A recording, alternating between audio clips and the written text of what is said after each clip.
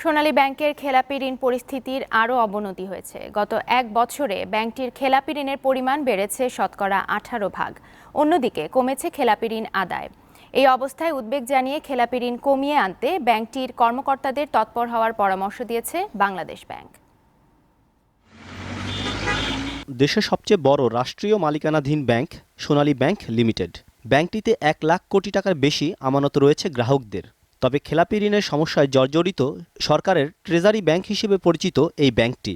সোনালী ব্যাংকের বার্ষিক সম্মেলনে দেওয়া তথ্য মতে গত বছর ব্যাংকটির মোট শ্রেণীকৃত বা খেলাপি ঋণের পরিমাণ বেড়ে হয়েছে 10,247 কোটি টাকা, যা তার আগের বছর ছিল 8,684 কোটি টাকা। অন্যদিকে ব্যাংকের খেলাপি ঋণ আদায়ের পরিমাণ দিন দিন কমছে। গত বছর ব্যাংকটি 1,288 কোটি টাকার খেলাপি ঋণ আদায় করেছে, যা 2015 সালে ছিল 2,726 কোটি টাকা, আর 2014 সালে 4,500 কোটি টাকার বেশি। এছাড়াও গত এক বছরে অবলোপন করা ঋণ আদায়ও কমেছে। রবিবার সোনালী ব্যাংকের বার্ষিক সম্মেলনে ব্যাংকটির খেলাপি ঋণ পরিস্থিতি নিয়ে উদ্বেগ জানান বাংলাদেশ ব্যাংকের গভর্নর ফজলে কবির।